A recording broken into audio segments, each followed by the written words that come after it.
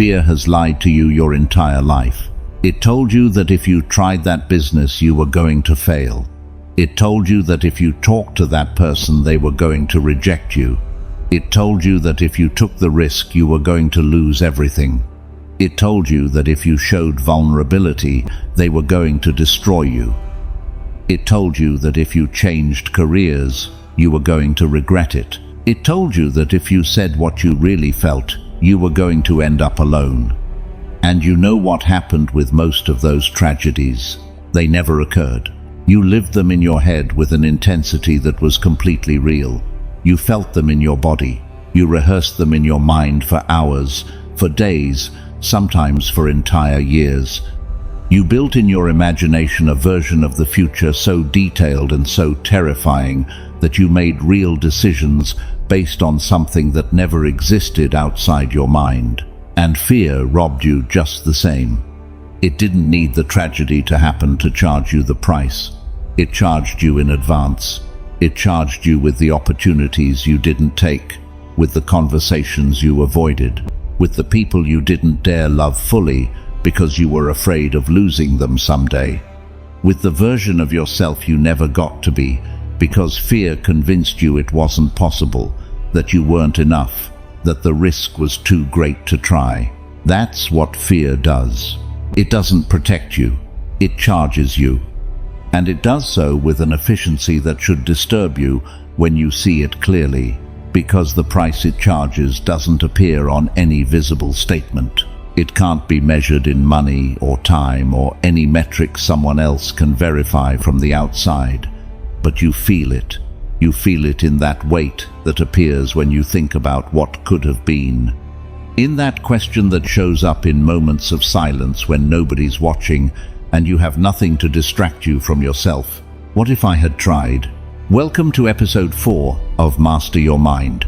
This is Stoicism for Winners. In the 3 previous episodes of this series, we walked a path that was preparing the exact ground to arrive here.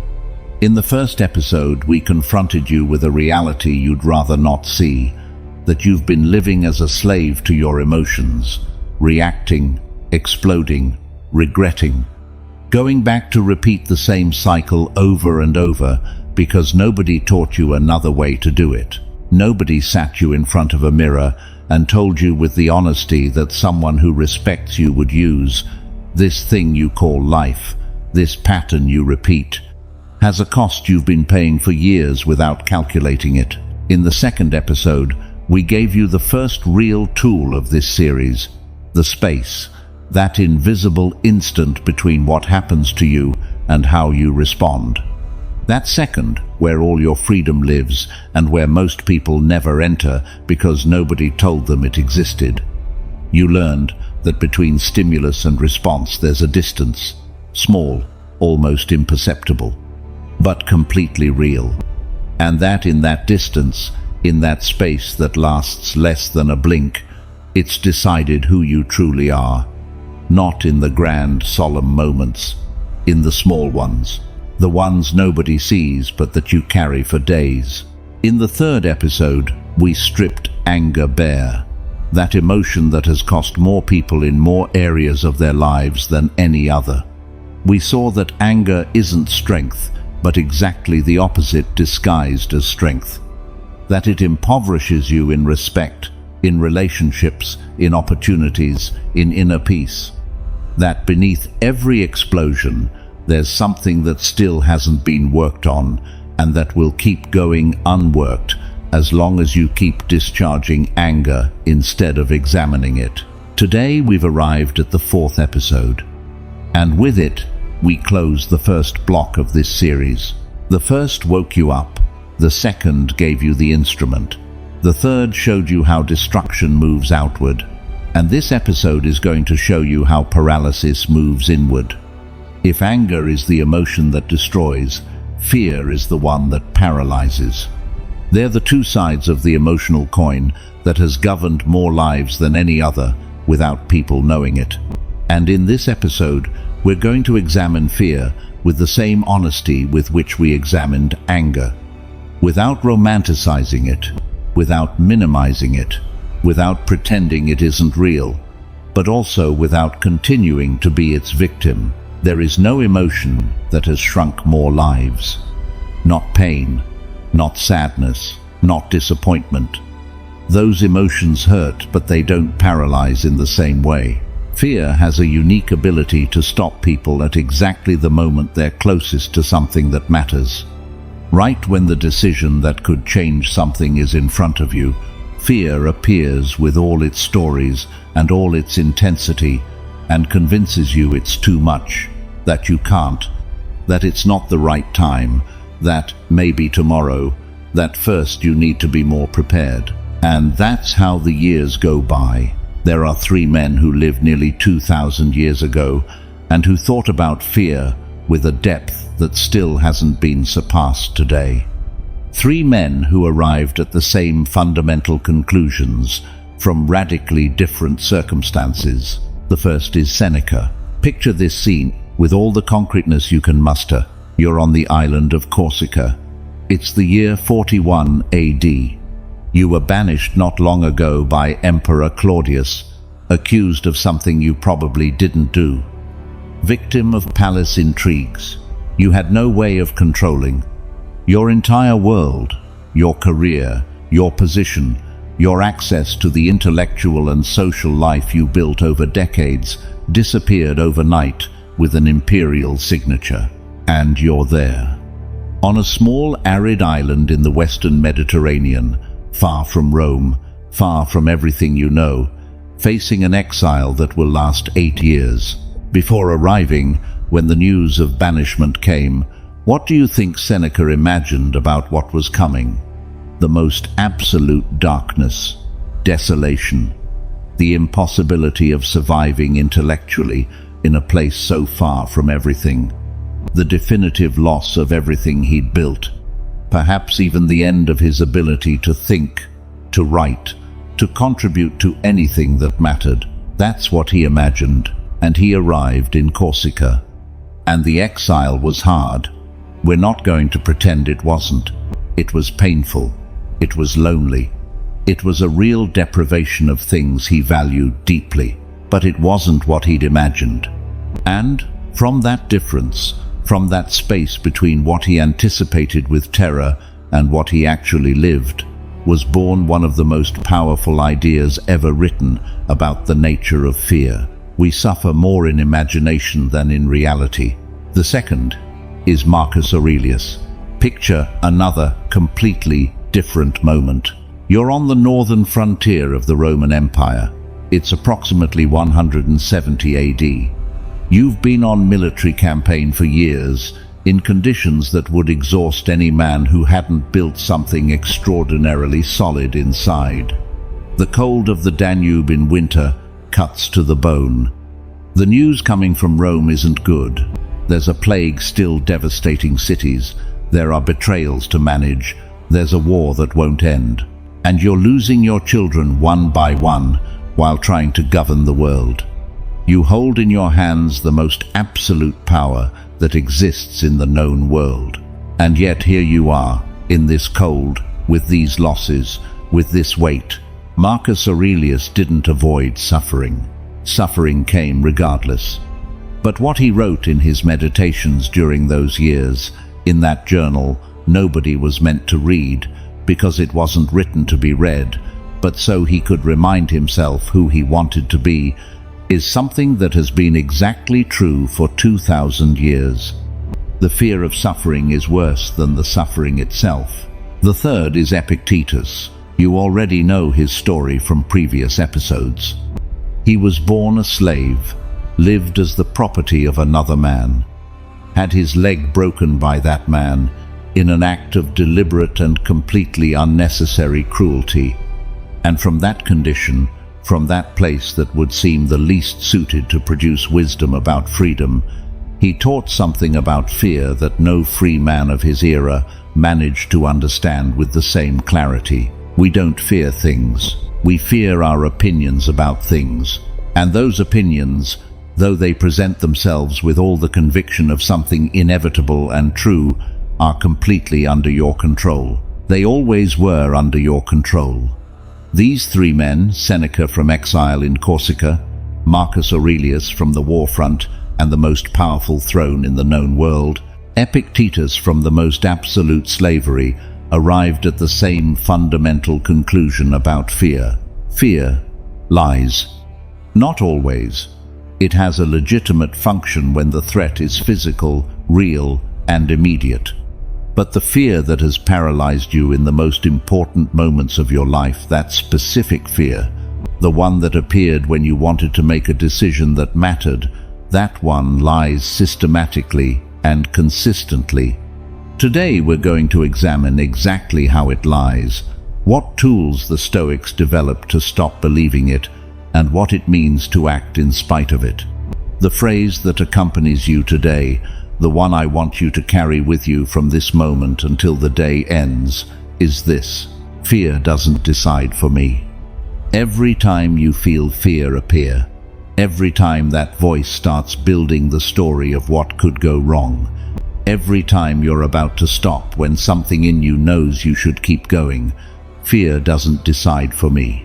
Let's begin. First, Stoic lesson. The fear you feel isn't real. It's a story your mind invents about a future that probably will never happen.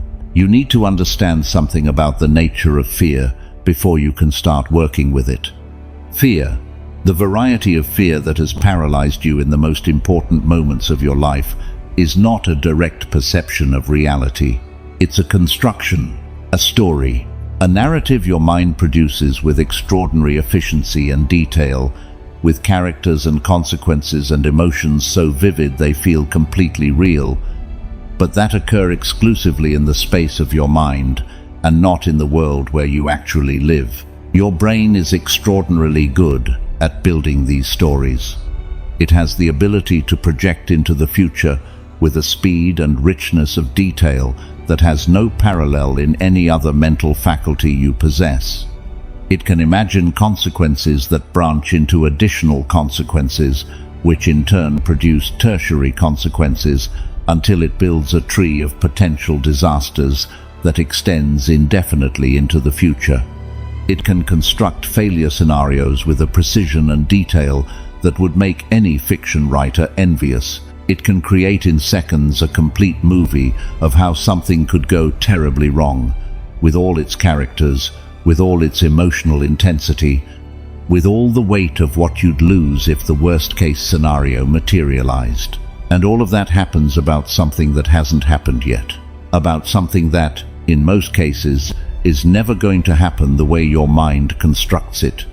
Seneca understood this with a clarity he left documented in his letters to Lucilius, those letters he wrote in the last years of his life with the urgency of someone who knows time is running out and that there are truths that need to be transmitted before it's too late. He wrote to his friend Lucilius not as an intellectual exercise, but as a genuine act of service. He wanted Lucilius to be able to live better. He wanted him not to make the same mistakes he'd made. He wanted someone to benefit from everything he'd learned at the price he'd learned it.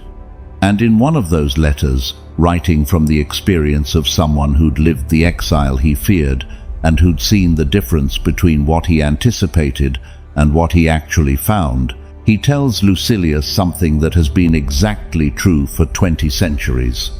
There are more things that frighten us than things that actually harm us, and we suffer more often in imagination than in reality. More in imagination than in reality. Not equally. More. Think about that with genuine honesty. Think of the 5 things that have scared you most in the last 2 years of your life. Not the abstract, general fears, the specific ones, the ones with a name and a concrete scenario. The decision you feared making, the conversation you feared having, the risk you feared taking, the exposure you feared facing. Now think about how many of the specific catastrophes you imagined occurred exactly as you imagined them. How many of the stories your mind built with so much detail and so much emotional intensity materialized in the real world with the same magnitude and the same devastation they had in your imagination? The honest answer if you allow yourself to be truly honest with yourself, is that most of them didn't happen. The rejection you imagined was less devastating than you thought, or didn't arrive in the form you anticipated, or arrived in a form you could handle better than you believed. The failure you anticipated had consequences that turned out to be navigable, or didn't occur in any of the forms you'd rehearsed in your mind. The loss you feared turned out to be different from what you'd imagined when imagination amplified it without limits. And meanwhile, you lived the tragedy anyway. You lived it in your mind, with all the emotional intensity that implies, with the cost in energy and sleep and attention capacity that anticipated suffering carries, while the real world kept being what it was, and the catastrophe remained where it had always been, in the imagination. This doesn't mean fear is always irrational. Sometimes it points towards something that deserves genuine attention. Sometimes the story it builds contains elements of truth worth examining carefully. We're not saying ignore every danger signal or take unnecessary risks without evaluating real consequences. What we're saying is something more specific and more precise. The story fear builds about those elements of truth is systematically darker, more intense, and more catastrophic than the reality that actually arrives when you finally face what you feared. Fear takes the real element of risk or difficulty and amplifies it beyond its real proportions, adds layers of consequences that probably won't materialize, presents it as more permanent, more devastating, and more insurmountable than it would actually be. That amplification is fear's central lie. Not that there's no risk, but that the risk is exactly as large as it describes. Marcus Aurelius understood this from a unique position in history. He governed during the Antonine Plague, one of the most devastating pandemics the ancient world knew. Thousands of people were dying. Cities were emptying. The empire's social fabric was straining under a weight nobody had anticipated at that magnitude. There were real reasons for fear, reasons no reasonable person would deny.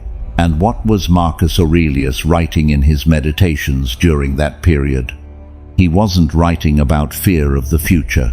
He wasn't spending his nights building scenarios of what might happen if the plague kept advancing, if the frontiers gave way, if the empire's economy collapsed, if his children died. All of those things were real possibilities, and some of them actually occurred. But Marcus Aurelius was writing about the present, about what he could do today, about how he wanted to behave in this moment, with this situation, with these people, with these real circumstances he had in front of him right now. Because he understood that fear of suffering that might come was an expenditure of energy on something that didn't yet exist. And that energy, spent anticipating what might come, was energy he couldn't use responding to what was already there. Fear lives in the future. You live in the present. And every time fear drags you toward that story about what might happen tomorrow, or next week, or next year, it pulls you out of the only place where you have real power to do anything, the now. There's something more about the nature of fear that deserves to be said clearly. Your mind doesn't build stories about the future in a neutral way. It has a deep bias toward the negative. Evolutionarily, this made sense. The ancestor who imagined the worst possible scenario and prepared for it had better odds of survival than the one who assumed everything would turn out fine. That negativity bias was a survival advantage for hundreds of thousands of years. But in the modern world, where threats are rarely physical and immediate, that same bias becomes a machine for producing suffering about things that don't exist. Not because you're defective, because you're human. The problem isn't that you have this bias. The problem is not knowing you have it.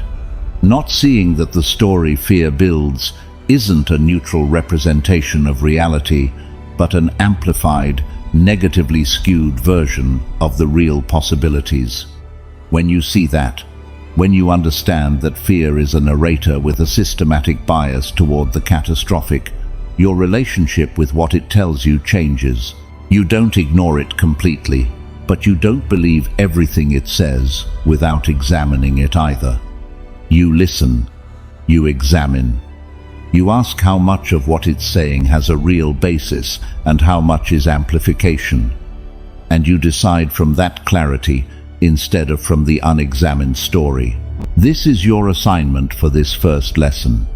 Today, before the day ends, write down 3 concrete fears you have right now about something that could happen in the future. Not the abstract fears, the specific ones. The ones with a name, a scenario, and consequences imagined in detail. Next to each one, write 2 things. First, what real probability does this have of occurring exactly as I'm imagining it? Second, what part of this story did fear build beyond what the real evidence justifies? Not to convince yourself everything's going to be fine, but to see how faithfully your mind is representing reality versus how much it's adding from its own narrative invention. When you can see that difference, you already have more power over fear than you had before seeing it. Do it today. Second Stoic lesson. Seneca wrote that we suffer more in imagination than in reality, and you've lived 1,000 tragedies in your head that never happened. There's a cost that fear charges that nobody calculates because it doesn't appear on any visible, verifiable statement. It's not the cost of lost opportunities, though that cost exists and is enormous, and we'll examine it in the 4th lesson. It's not the cost of relationships that weren't built because of the fear of rejection, though that also exists and has consequences that extend for years. It's not the cost of decisions not made, businesses not started, changes not made when it was time to make them. It's the cost of anticipated suffering, the suffering you paid in advance for things that never came, or that came in a form so different from how you imagined them that the suffering you paid in advance served no preparation for what actually happened. Seneca named it with a precision that requires no elaboration because it's exact as it stands. We suffer more in imagination than in reality. More, not equally, more, because real suffering, when it arrives, has limits that imagined suffering doesn't. It has a concrete beginning and a verifiable end. It occurs in the present with all its intensity, yes, but also with all its finitude. And when it ends, it ends. It leaves something behind, learning or scars or changes, but it ends. Imagined suffering has none of those limitations. It can begin weeks or months or years before the event that generates it has occurred. It can grow with each review you give it in your mind. It can branch into secondary scenarios that are equally terrifying. It can occupy the mental space that should be available for living, for building, for connecting with the people near you, for enjoying what you already have instead of fearing what you might lose. And it can do that for months about something that's never going to materialize the way you fear. Picture this scene with whatever specificity you can. Seneca is in his villa writing one of the last letters to Lucilius. He's over 60 years old. He's survived the 8-year exile in Corsica. He's survived being Nero's tutor for years, being at the epicenter of the most unpredictable and dangerous imperial power of his era. He's survived losing fortune and position and reputation and rebuilding. He's lived things that in his imagination, before living them, would have seemed impossible to survive. And he writes to Lucilius about something it took him that entire lifetime of direct observation to understand with the clarity he now sees it. He writes that before anything we fear happens, we've already suffered it many times in our minds, that we're prodigiously efficient at making ourselves suffer over things that haven't arrived yet and that perhaps never will. That the human mind, if we allow it, can become the most productive source of suffering that exists, more productive even than the reality it fears so much. That's what you've been doing. Not out of weakness, not from a character flaw that needs correcting, but for exactly the same reason every human being does it. Because your mind was evolutionarily designed to anticipate threats, to project into the future, to imagine what could go wrong before it goes wrong, and prepare you for it. That capacity for anticipation protected you as a species for hundreds of thousands of years of evolution. It's part of what allowed your ancestors to survive in environments where physical threats were constant and immediate. But in the modern world, where threats are rarely physical and immediate, that same capacity for anticipation becomes, if not examined and consciously directed, a machine for producing suffering about things that don't yet exist and that may never exist in the form you imagine. Think about something concrete from your own life. A difficult conversation you needed to have with someone. One of those conversations you've been postponing because the fear of how it might go paralyzes you. In the days or weeks before having it, what does your mind do?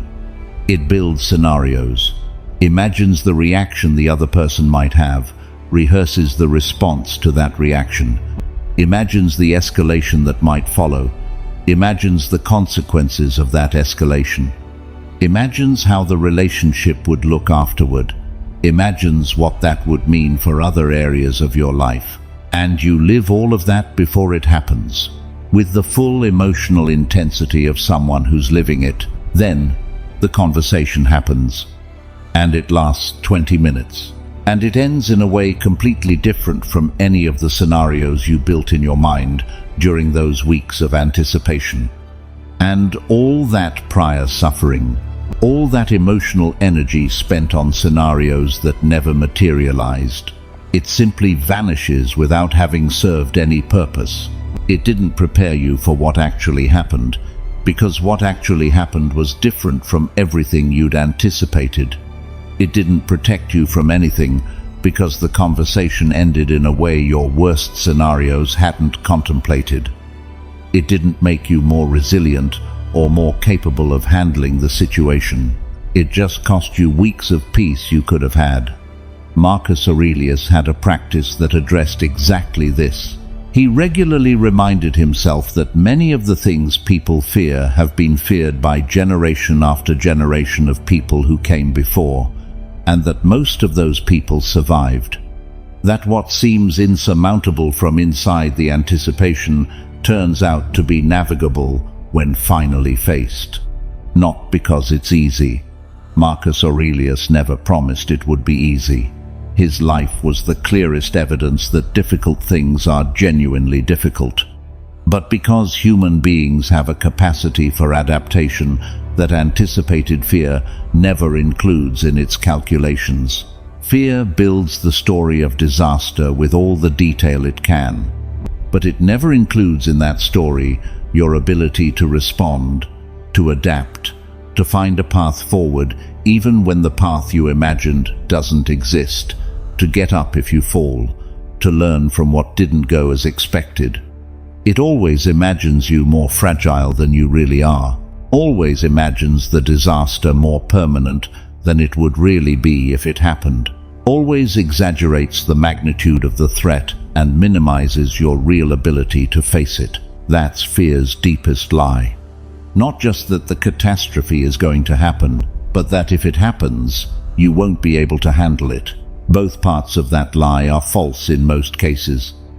The catastrophe rarely arrives in the exact form you imagined, and when something difficult does arrive, it turns out to be more manageable than it seemed from inside the anticipated fear. Epictetus lived it in the most extreme conditions possible. A man who was a slave, who suffered deliberate physical violence, who lost everything that can be lost, and who didn't have the option of avoiding any of what a free man's fear would have fled from. And who discovered, living exactly that even that could be survived. That even the worst scenario imaginable for a human being of his era slavery, violence, complete loss of autonomy, turned out to be something that could be traversed without losing what truly mattered: his inner freedom, his ability to choose how to respond to what happened to him, his dignity as a person. That wasn't destroyed, and fear never includes that in its story. It never shows you that even in the worst scenario, there are things that remain. There are capacities that aren't lost. There are parts of you that disaster can't touch.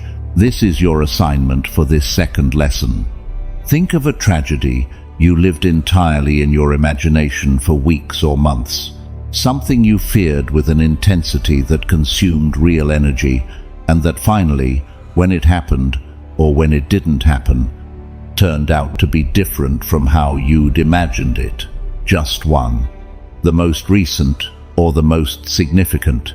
Write it down with as much detail as you can. What you imagined, what actually happened, and the difference between the two. And ask yourself this question with the greatest honesty you can. How much real suffering did I pay in advance for something that turned out to be different from what I imagined? How many weeks or months of emotional energy did I spend on a tragedy that never materialized in that form? Not to produce regret over time, that's gone. To take clear awareness of what fear charges you before anything has happened, so that the next time it starts building the tragedy with all its terrifying details, you remember that you've already lived exactly this pattern before, and that reality turned out to be navigable. Do it today. Third Stoic lesson. Marcus Aurelius faced plagues, wars, and the betrayal of people close to him, and still wrote that the fear of suffering is worse than the suffering itself. There's a question that comes up almost every time mastering fear is discussed. The question sounds like this: what if I'm right? What if the threat fear describes is genuinely real? What if what I fear isn't a story built on nothing but a concrete, verifiable possibility that deserves to be taken seriously? What if the failure I anticipate has a real probability of occurring? What if the loss I fear is genuinely possible? Do I have to ignore fear even then? It's an honest question, and it deserves an honest answer that doesn't minimize the legitimacy of real risk. No, you don't have to ignore fear when it points towards something real, but you do have to understand something about it that completely changes your relationship with what it tells you, even when it's right about the risk. And Marcus Aurelius is the most powerful evidence that exists for that understanding, because Marcus Aurelius didn't live in a world protected from real threats. His were completely real, completely concrete, and completely devastating. Picture this moment with all the concreteness you can muster. You're the most powerful man in the known world. That's not hyperbole. In the 2nd century AD, the Emperor of Rome holds power over the life and death of millions that has no equivalent in modern history. With one order, you can change the fate of cities. With your signature, you can decide the outcome of wars. With your will, you can determine who lives and who dies within the boundaries of your world. And you're on the northern frontier of the Danube. It's winter. The cold is brutal in a way that people living in temperate cities can't fully imagine. The army has been on campaign for months. Casualties are significant. Morale fluctuates. And the news arrives that Avidius Cassius, one of your most capable generals, one of the men in whom you placed real trust and real power, has rebelled, has proclaimed his own authority, is acting as if the throne were his. This isn't an abstract fear built on nothing. It's a real betrayal, with a real general, with a real army behind him, with real consequences that could include civil war at the heart of the Roman Empire. Did Marcus Aurelius have reasons for fear? Absolutely. Were those reasons legitimate, real, and verifiable, without any doubt? And what did he do? He didn't panic. He didn't freeze. He didn't allow the fear of what that betrayal might mean, civil war, the collapse of everything he'd built, the loss of everything to take control of his decisions and his ability to act. He wrote. He opened his journal and reminded himself who he wanted to be in that moment, what action was right to take, how he wanted to respond to what was in front of him. And in those pages, written for himself at the most difficult moment of his governance, there's something about fear and suffering that has been exactly true for 2,000 years. The fear of suffering is worse than the suffering itself. That's not a motivational slogan built to make the listener feel better. It's the result of direct, personal observation from someone who truly suffered, who truly lost, who was truly betrayed, and who compared what he'd anticipated with what he actually lived. Real suffering, when it arrives, has a quality that anticipated suffering doesn't have. It has limits. It has a defined size, a beginning and an end that can be identified. The quality of what actually exists, which is always more manageable than what you imagine, because reality doesn't have the infinite capacity for amplification that imagination has.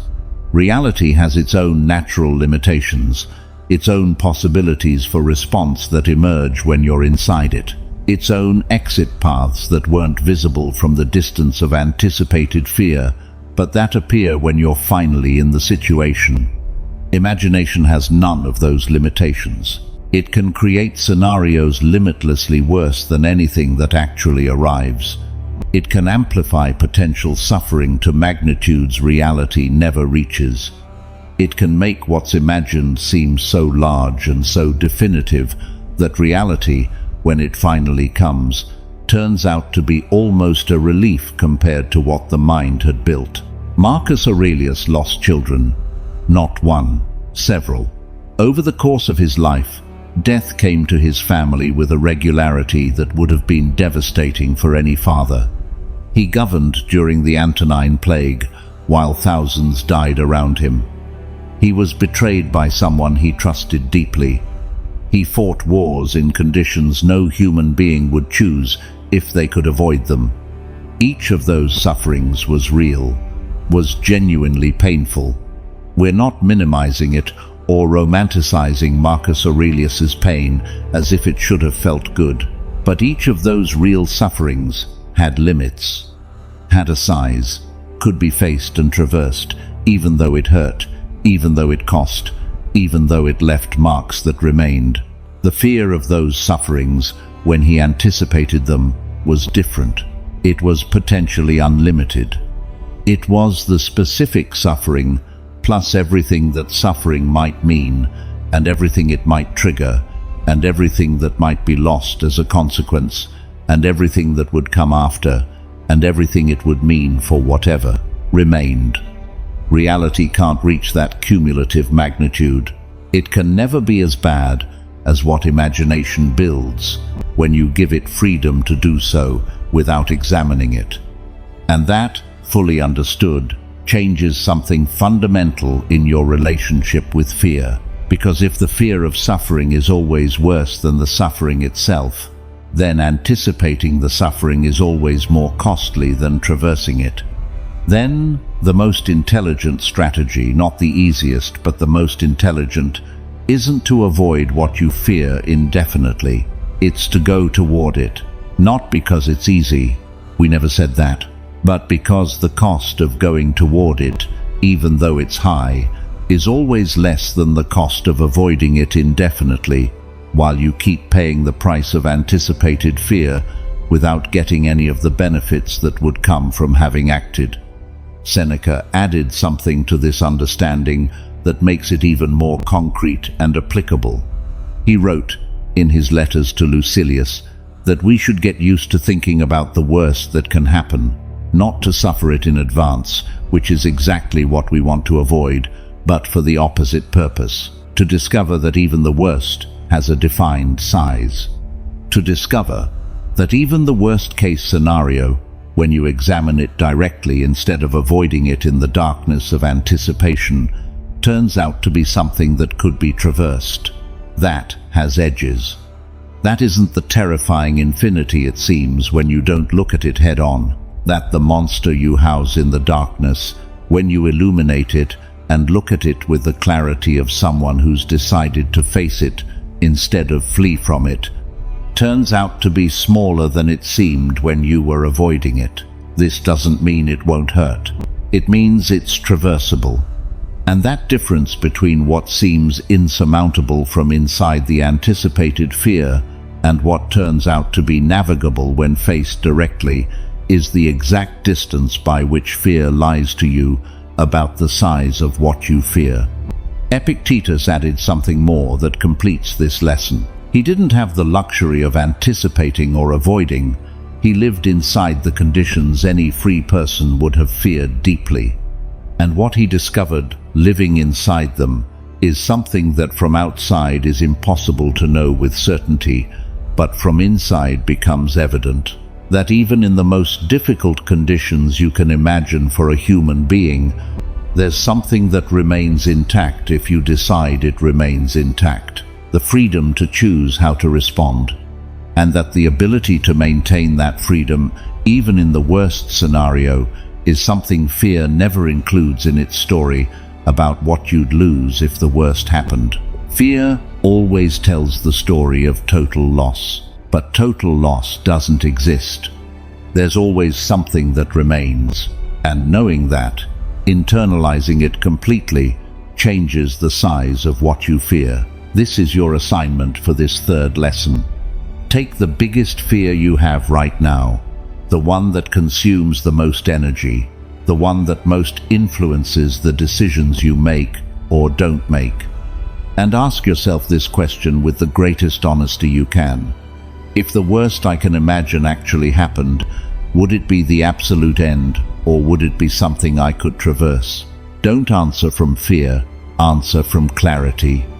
Think about what you'd actually do if the worst happened, what resources you'd have available, what options would exist even though they'd be difficult, what capacity for response you'd have, what would remain intact even in that scenario. Sit with that question for at least 5 minutes. When you examine the worst-case scenario with that clarity, when you look at it head-on instead of running from it, you almost always discover it has a size. That it's not the terrifying infinity that fear expanded it into in your imagination, and that alone strips it of an essential part of its power. Do it today. Fourth Stoic lesson.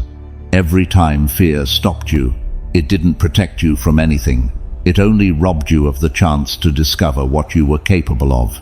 Fear has a justification it offers whenever you question it. The justification sounds like this: I'm protecting you. I'm shielding you from consequences you couldn't handle. I'm saving you from risks that would destroy you. Without me, you'd make impulsive decisions that would end badly. Without me, you'd expose yourself to losses you can't afford. Without me, you'd say things that would cost too much. I'm your protection system. I'm what keeps you safe. I'm the responsible voice that stops you from making mistakes you'd regret. That justification has an element of truth that makes it convincing. Fear does have a genuine protective function in specific contexts. When there's a real and immediate physical danger, when something threatens your integrity in a concrete and verifiable way, when the alarm signal points towards something deserving genuine attention, fear is useful. It's a signal worth listening to, examining, and considering. But that's not the fear we're talking about today. The fear we're talking about today is the one that appears when you want to start a project that matters to you.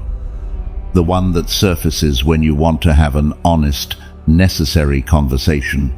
The one that arrives when you're facing an opportunity that could change something significant in your life.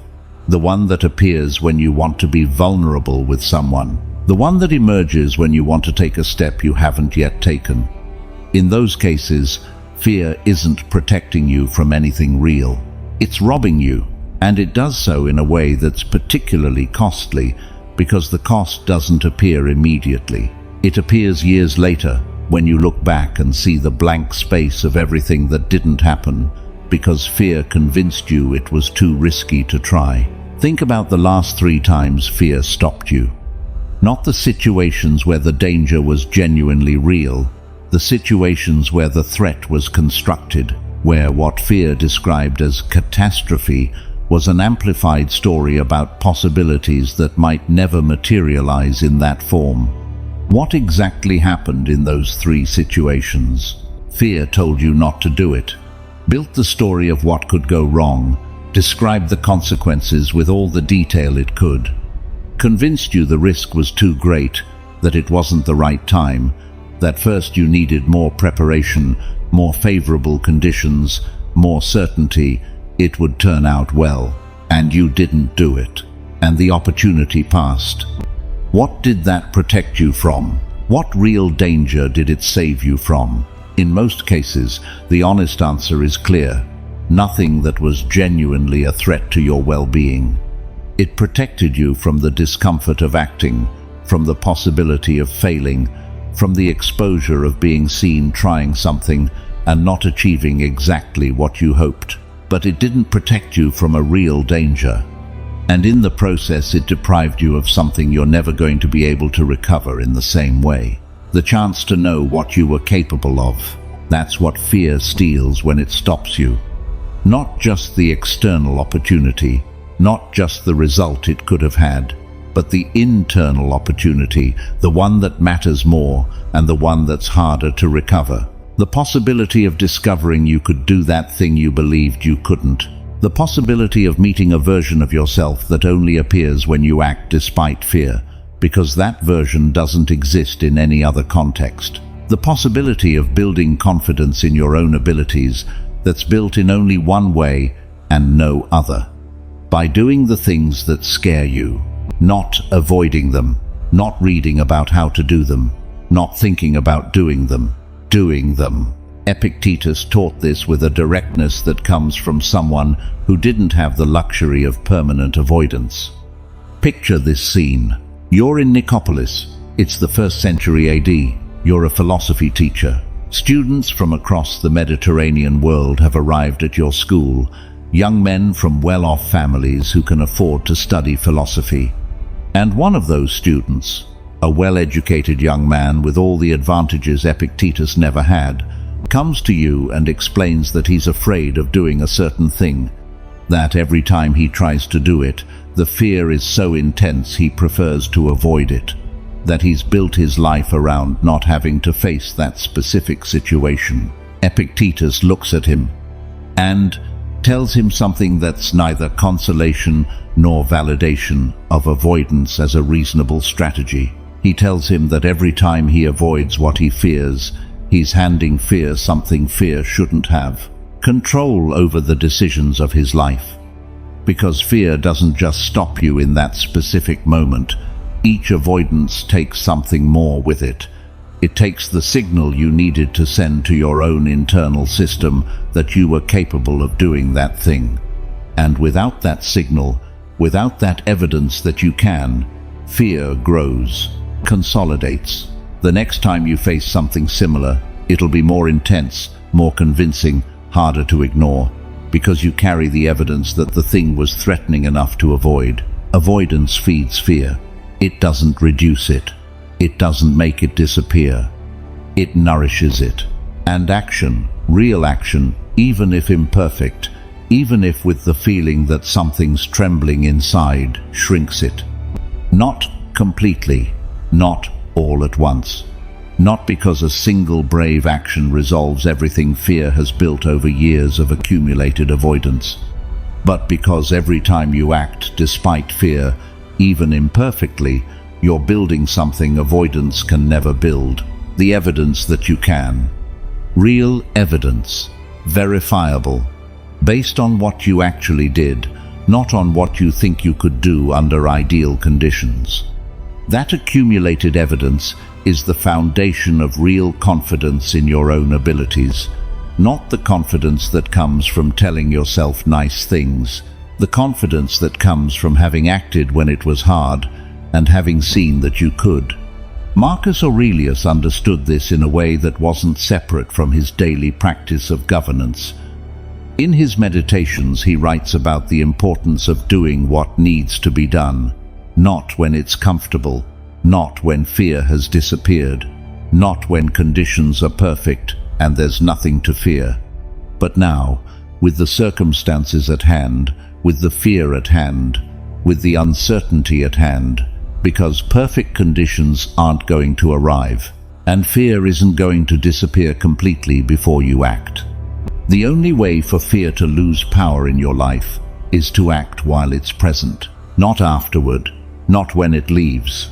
While it's there, that's what fear doesn't want you to know, that its only real enemy is action, and that every time you act despite it, even in a small, imperfect way, you take from it something it can't fully recover, the power to stop you.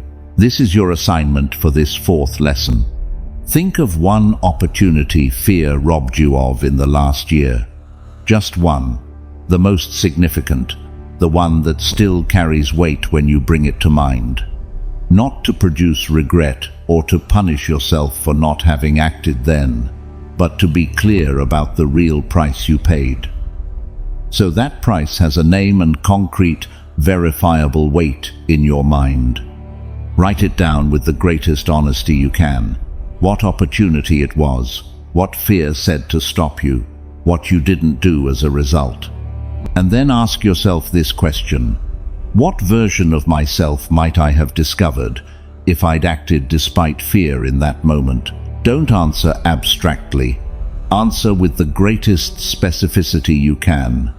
That version of yourself that fear prevented you from meeting exists. It's available.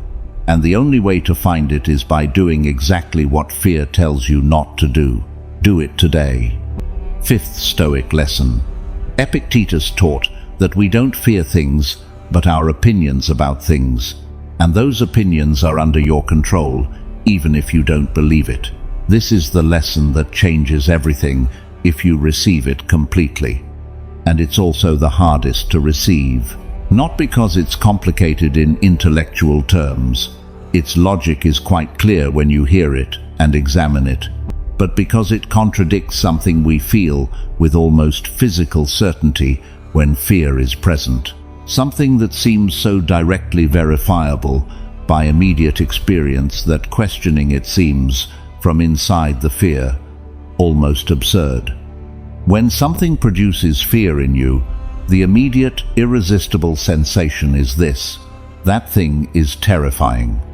The fear I feel is a direct and appropriate response to something that objectively threatens something I value. If I didn't feel it, I wouldn't be being realistic about the situation. Fear appears to be a direct perception of reality. Epictetus spent decades teaching that it isn't. Fear, like the anger we examined in the previous episode, is not a direct response to reality. It's a response to your interpretation of reality, to your opinion about what it means, what you're facing, to the story your mind builds about the consequences of what might happen. And that interpretation, that opinion, that story, isn't reality itself. It's your version of it, which means it can be examined, questioned, compared with other possible interpretations of the same reality, and in some cases, modified. Return to the scene of Epictetus with his master Epaphroditus, his leg being deliberately twisted. The physical pain was real. No interpretation or philosophical practice changes the pain signal the body sends to the brain when tissue suffers damage. The body felt it with all the rawness real physical pain has. But the fear, the existential terror of what it meant, what it implied for his safety, what it said about his future as the slave of a man capable of that cruelty that did depend on the interpretation. The interpretation that would have produced terror in most people in that situation would be something like, "I'm completely vulnerable. This man has power over my body and is using it without consequences. Nothing protects me. My well-being and my integrity depend completely on the whims of someone who just demonstrated he cares little about harming me." That interpretation would have produced a paralyzing, chronic fear that would have destroyed Epictetus's ability to function effectively in his own life. But Epictetus's interpretation of the same situation was radically different. The man can twist my leg, can damage my body. He has that power and is exercising it, but he can't touch what I consider truly mine. My faculty of judgment, my ability to choose how I interpret what happens to me and how I respond to it, my inner freedom, my dignity as a person who decides who he wants to be, regardless of circumstances he can't control. Those things were not in the master's domain. They were completely in Epictetus's domain, and that different interpretation of the same situation produced a radically different experience of fear. Not the absence of fear, not denial that something difficult was happening, a different relationship with that fear. A relationship where fear didn't have the power to paralyze, because the interpretation producing it had been examined and partially transformed. Now, apply this to something concrete in your life. There's something you want to do that fear is preventing you from doing. Something specific, a project, a conversation, a decision, an exposure, a risk. What's your current opinion, the interpretation you have about what would happen if what you fear in that situation materialized? That interpretation probably contains elements like these. It would be a failure, proving I'm not capable. I'd lose something I can't afford to lose. The people who matter to me would see that part of me I'd rather they didn't see. My image of myself, the version of me I need to believe I am, would suffer damage I don't know if I could repair. That interpretation produces the fear you feel. But there's another possible interpretation of exactly the same situation. Not a forced or artificially positive interpretation. An honest one that includes the possibility that you traverse what you fear, that you come out the other side with something you didn't have before. That what fear describes as the end is actually the beginning of something different. That even what looks like failure from before you try it is, when lived from the inside, more manageable than fear's story had promised. Both interpretations, the one fear offers and the alternative, are about the same reality. The risk exists in both. The difficult consequences exist in both. But the experience of that reality is radically different depending on which of the two interpretations you inhabit. Seneca put it in a way that has been exactly applicable for 20 centuries. When fear arrives, the most useful question you can ask yourself isn't, "How do I avoid this?" It's, "What's the worst real version of what could happen? And then, can I survive that?" Almost always the honest answer is yes.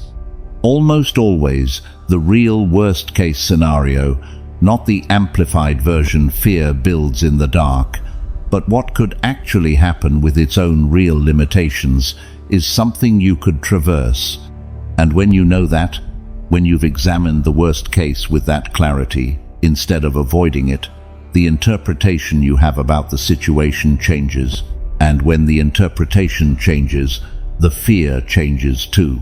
It doesn't disappear completely, we don't promise that. But it no longer has the same power. It no longer operates on the unknown and unexamined. It operates on something you've looked at head-on. And what's been looked at head-on is always smaller than what's been avoided in the dark. This is your assignment for this 5th lesson. Take the fear most present in your life right now. Write, with the greatest honesty possible, what your current interpretation is about what would happen if what you fear materialized, what it would mean, what you'd lose, what it would say about you, what consequences it would bring. Then write an alternative interpretation of the same situation. Not forced positivity, honest. One that includes the possibility that you survive it. That something remains intact. That on the other side of what you fear, there's something fear isn't showing you, because it only shows losses and never what you might find. Both interpretations are about the same reality. You decide which one to inhabit. And that decision, which Epictetus called the correct use of impressions, is one of the most fundamental freedoms you have. Do it today. There's something more this fifth lesson about opinions and fear deserves before closing. Because Epictetus didn't just teach that opinions can change, he also taught that there's a specific process for examining them that makes that possibility more real and more accessible. The process is called the correct use of impressions, and it works like this. When something appears that produces fear, the first move Epictetus taught isn't to act or to avoid. It's to stop for a moment and examine the impression, the story that just appeared, what that situation or event or possibility means according to the automatic interpretation of your mind. And to ask yourself a question that may sound simple but has considerable depth. Is this what it seems? Is this story the most faithful possible representation of reality? Or are there other possible interpretations of the same situation that I'm not considering because fear is showing me only one version, the most threatening? Not to convince yourself everything is perfect, but to see whether the story fear built about this specific situation is the only possible story, or whether there are equally valid ones that would produce a different experience. Marcus Aurelius applied this in his Meditations with a practice he called seeing things as they are. It consisted of describing situations in the most neutral and specific way possible, without the value judgments that amplified them. Not the devastating failure that will destroy everything you built, but this specific situation with these specific consequences.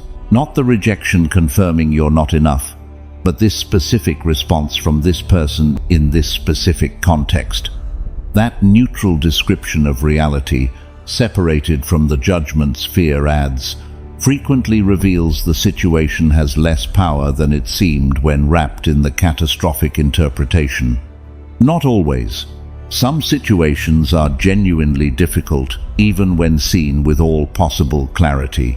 Marcus Aurelius didn't claim that seeing things as they are made everything good, but it made everything more manageable than it seemed when amplified by the interpretation, and that the difference between the insurmountable and the manageable, though difficult, is frequently the difference that determines whether you act or freeze. This practice requires training. It doesn't fully develop in a week or a month. It requires the same consistency as any other capacity worth building. It requires applying it in low-intensity situations so it's available in high-intensity ones. It requires practicing when fear is moderate so it works when fear is intense. But every time you apply it, even imperfectly, you're building something real. The ability to choose your interpretation instead of just accepting the one fear offers as if it were the only possibility. And that ability, built with practice and time, is one of the most fundamental freedoms a human being can develop.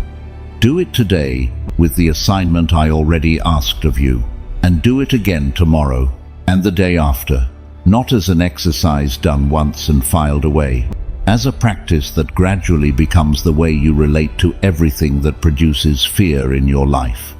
Sixth Stoic lesson. Fear promises you safety but delivers a small life, promises you protection but delivers regret, promises you prudence but delivers cowardice. Fear, like the anger we studied in the previous episode, is an emotion that makes promises. Promises that sound reasonable, that have enough surface truth to be believable, that present themselves at the exact moment you most need to believe there's a legitimate reason not to act, and that, like anger's promises, are never kept in the way they were announced. Fear's first promise is the most seductive of all: safety. Fear tells you something that sounds completely reasonable. If you don't do that risky thing, you'll be safe. If you don't take that risk, you won't lose what the risk might cost. If you don't expose yourself, They won't be able to hurt you in the ways you fear.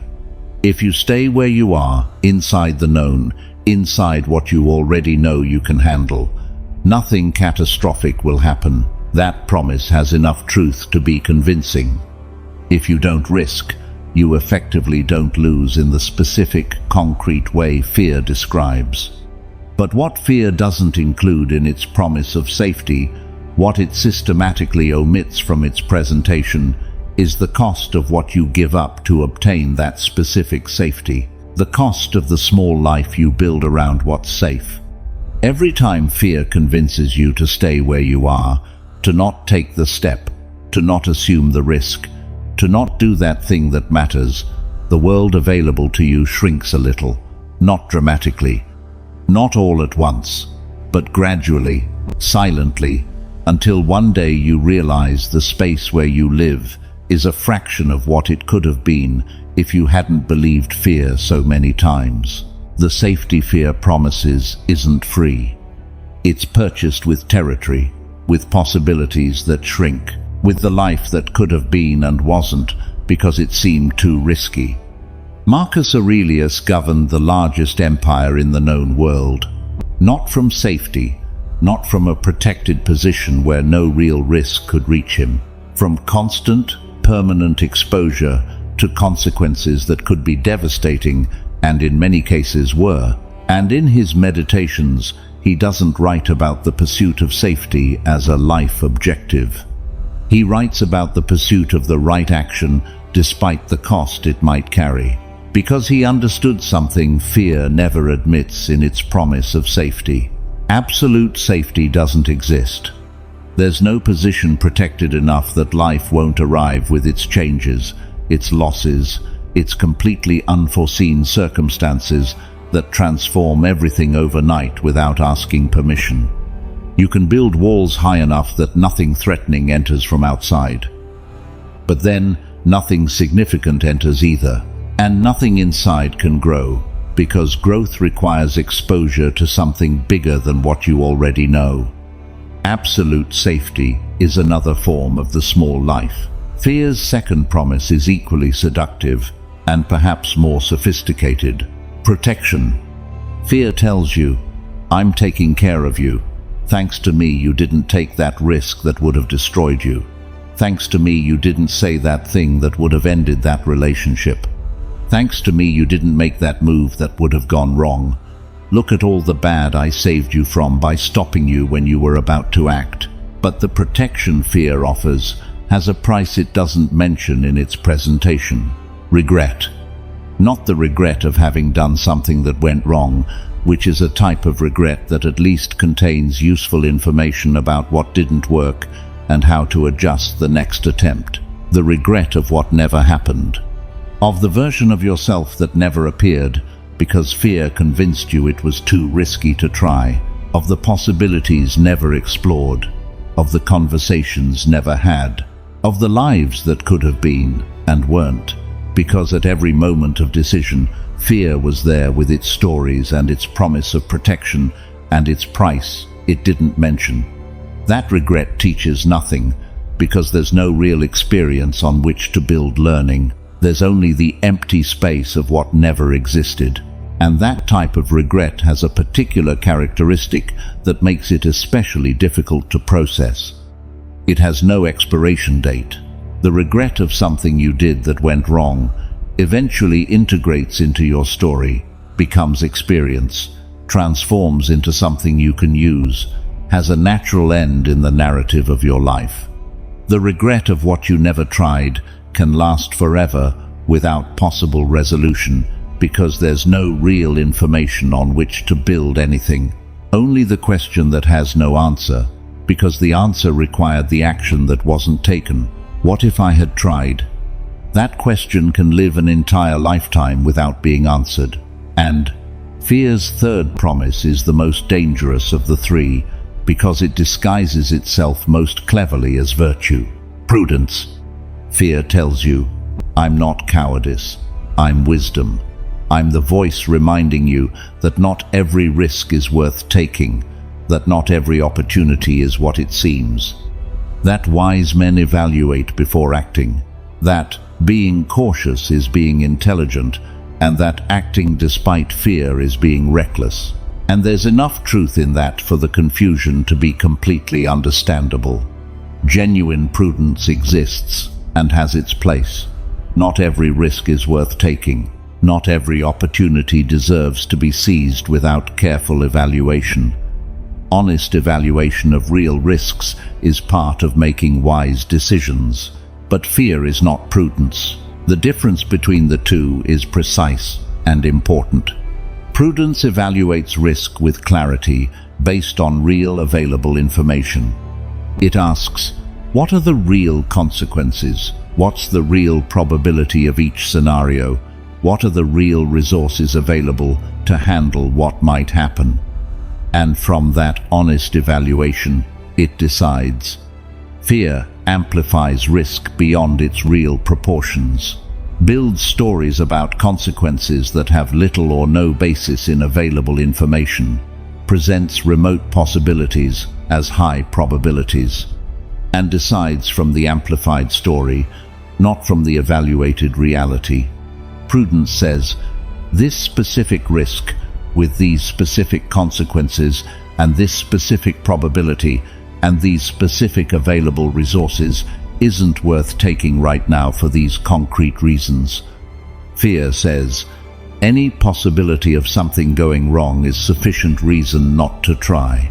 One is honest evaluation, leading to informed decisions. The other is paralysis disguised as honest evaluation. Epictetus had a way of distinguishing between the two that leaves no room for confusion. Prudence acts within what you can control and accepts with equanimity what you can't control. Fear avoids acting because it can't guarantee control over the outcome. Prudence works with uncertainty as an inevitable part of reality. Fear refuses to act because uncertainty exists. One is wisdom that accepts the limits of knowledge and acts anyway with the best available information. The other is the refusal to act without absolute certainty, which in the real world equals the refusal to act ever, because absolute certainty doesn't exist. This is your assignment for this 6th lesson. Think of something you have pending, something you've been postponing, that fear has justified with one of these 3 promises: safety, protection, or prudence. Name it precisely. Which of the 3 promises is fear using to stop you in this specific case? And then ask yourself this question: what has fear actually delivered every time I believed that promise in the past? Real safety or a smaller life? Real protection or regret over what I didn't try? Real prudence or paralysis disguised as prudence? The honest answer to that question is everything you need to know about whether it's worth continuing to believe the promise this time. Do it today. 7th Stoic lesson. The Stoics practiced premeditatio malorum, imagining the worst that can happen, not to suffer in advance, but to strip fear of its power by looking it in the face. This lesson introduces one of the most powerful and most counterintuitive tools Stoic thought, developed in its nearly 5 centuries of practice and refinement. Counterintuitive because it does exactly the opposite of what most people do when they feel fear. Most people, when they feel fear about something, try not to think about what they fear. Distract the mind with activities that fill the mental space. Look for positive thoughts to replace the negative ones. Try to focus on the favorable aspects of the situation. Try to convince themselves everything will be fine. Avoid conversations that might reinforce the fear. Avoid information that might make it more real. That doesn't work. It doesn't work because fear doesn't disappear when you ignore it. It only moves, shifts to deeper layers where it keeps operating, keeps influencing the decisions you make and the ones you avoid making, keeps charging its price in the form of mental energy spent circling the topic you don't want to face. And furthermore, what isn't looked at head-on grows in the dark. Fear you, avoid examining, can expand indefinitely because it's never been confronted with its own real limits, can occupy far more mental space than its real size warrants, can become something that seems insurmountable precisely because it hasn't been sufficiently examined. The Stoics did exactly the opposite. They looked at it head-on, and they didn't just look. They imagined it completely, with all the detail they could, the worst that could happen, the most difficult consequences, the most complicated scenarios. They sat with it deliberately, explored it, examined it. They called this premeditatio malorum, the premeditation of evils. And its purpose was not to produce anticipated suffering, though that's what it looks like from outside when you describe it for the first time. Its purpose was exactly the opposite: to strip fear of its principal power, the ability to operate from the darkness of the unexamined. Picture this scene. Seneca is in his villa on the outskirts of Rome. It's not the first time he's doing this. It's a practice he maintains regularly, refined over the years, applied with the discipline of someone who's seen its results. He sits in silence, without distractions, and deliberately imagines the worst that could happen to him, not passively, actively and in detail. The loss of his fortune. How would he live? What would be available? What would be absolutely necessary, and what would turn out to be more dispensable than it seemed? What would remain intact even if he lost the material resources? Exile again. Where would he go? What would he take with him? What abilities would he have that don't depend on geographic position? What would he find that he hadn't anticipated? Illness, the death of people he loves, the loss of the ability to write, to think, to contribute to something that matters. He imagines all of it, with all the detail he can, not to suffer it, to see it, to give it a defined size, to discover that even those things, imagined completely and with the greatest possible detail, don't destroy him in his imagination the way fear promised they would. That there's something in him that remains intact even facing the worst scenario his mind can build. And what he discovers doing this exercise, every time he does it, is that anticipated fear, that fear operating in the shadows, avoiding examination, is always larger than fear that's faced directly. Always. Without exception, he could verify in years of practice, because fear that isn't looked at can grow indefinitely in the dark, can occupy unlimited space in the mind because it's never been confronted with the reality of its own limits, with the real dimensions of what it describes. But fear that's looked at directly has a size, has edges, has a beginning and an end. And when you see it with that clarity, when you examine it instead of avoiding it, you almost always discover it's smaller than it seemed when you were avoiding it. Marcus Aurelius practiced something similar with a regularity documented in his meditations. He regularly asked himself, "What's the worst that can happen to me today? In this specific situation, in this decision I have in front of me?" Not to freeze before the answer, to free himself from it. Because once you can answer that question with clarity, once you've seen the worst possible scenario with its real dimensions, instead of the amplified dimensions unexamined fear gives them, the uncertainty, feeding the fear, reduces significantly. It's no longer the indefinable horror operating in the darkness of what you don't want to look at. It's this, with these concrete dimensions, with these specific consequences, with these response possibilities that exist even in that difficult scenario, and that the concrete and defined is always more manageable than the indefinite and expanded.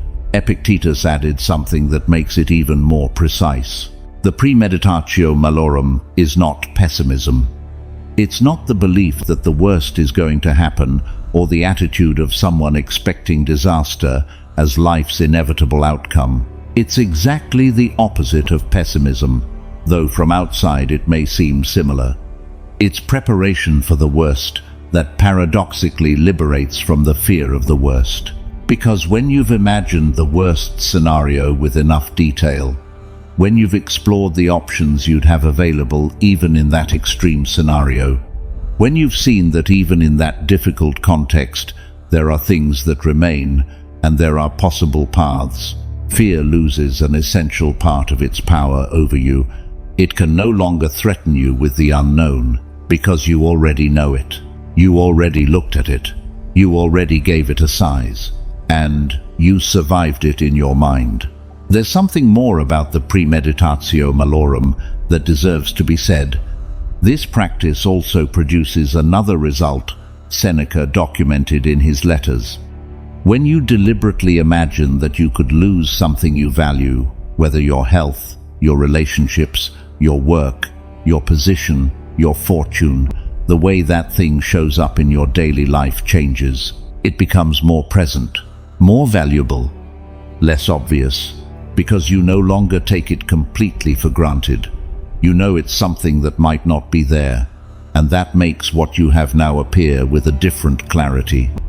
The Stoics also called this a form of gratitude, not the sentimental gratitude of saying you're grateful.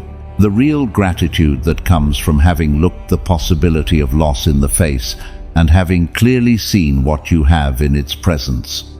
This is your assignment for this 7th lesson. Choose the fear most present in your life right now, the one consuming the most energy, the one most influencing the decisions you make or avoid making. And spend 10 minutes, no more than 10, deliberately imagining the worst possible scenario in that area, with all the detail you can. What would happen? What you'd lose? What would change? The concrete consequences that would follow. Look at them head on, without fleeing from the image, without replacing it with something more comfortable. And then ask yourself this question: is there anything in that scenario I couldn't survive? Is there anything there that would completely destroy everything I am and everything I value? In most cases, the honest answer is no. In most cases, even the worst scenario has possible paths of response, has the possibility of being traversed, has things that would remain intact. And that realization, seen directly instead of avoided, strips fear of exactly the power it most needs to paralyze you, the power of the unknown and unexamined. Do it today. 8th Stoic lesson. The man who avoids everything he fears ends up fearing everything he avoids, and his world grows smaller every day until nothing remains. There's something about the relationship between avoidance and fear that's counterintuitive when you first hear it, but turns out to be completely verifiable if you observe it in your own experience. Avoidance doesn't reduce fear, it feeds it. Every time you avoid something that scares you, regardless of how reasonable the reason for avoiding it seems in that specific moment, you send your nervous system a very precise signal about the nature of what you avoided. The signal says, that thing was so dangerous, so threatening, so capable of producing consequences I can't handle, that the only possible response was to move away from it. And your nervous system takes note. With the same efficiency, it learns anything else. The next time you face something similar, or something your mind associates with the thing you avoided, the alarm signal arrives sooner, is more intense, is more convincing, has behind it the evidence of all the previous times that thing was threatening enough for you to choose to move away. And the threshold of what activates fear drops, gradually, silently, with each avoidance. Imagine this process over 10 years. You start avoiding difficult conversations because they produce a discomfort you'd rather not feel. With each avoided conversation, the fear of difficult conversations grows, consolidates, becomes more automatic, so you start avoiding moderately difficult conversations too. And then, the ones that might become difficult if something changes in the dynamic, and then the ones that have any possibility of producing any type of discomfort for anyone involved. And one day, you realize the world of conversations available to you has shrunk dramatically, that there are topics you can't touch, things you can't say, relationships where distance settled in gradually, not because anything dramatic happened, but because accumulated avoidance created a separation nobody formally declared, but everyone feels. The same happens with professional decisions, financial risks, exposure in relationships, everything involving any degree of uncertainty or possibility of failure. The world of the person who avoids grows smaller with each avoidance. Not dramatically or all at once, but gradually, silently, until one day the available living space is a fraction of what it could have been. Epictetus observed this process with a clarity that comes from someone who didn't have the structural option of avoidance. As a slave, he couldn't choose to move away from what scared him. He had to be present in difficult situations, had to respond, had to traverse exactly the circumstances a free man might have avoided. And what he discovered, traversing them, even though some were genuinely painful, is something avoidance can never produce. The accumulated evidence that he could. Every difficult situation he traversed was direct, verifiable proof that he was capable of traversing it. And that evidence, built situation by situation over years, built something no amount of avoidance could ever have built. A confidence in his own abilities that didn't depend on external circumstances to sustain itself. Avoidance can't build that. It can only build the feeling of having avoided something that seemed threatening, which is not the same as knowing you can handle it. Seneca articulated it in a way that applies with equal precision to the modern world and to the Roman world of the 1st century. The body strengthens with exercise and weakens with excessive rest. The same happens with the ability to handle what's difficult. It strengthens when exercised and atrophies when systematically avoided. There's no way to build the ability to act despite fear without actually acting despite fear. There are no shortcuts, no ways to read enough books or listen to enough podcast episodes or reflect enough on the problem to develop that ability without the component of real action. Knowledge prepares the ground. It can change the interpretation. It can reduce fear's intensity by giving it a different context. All of that is useful and real.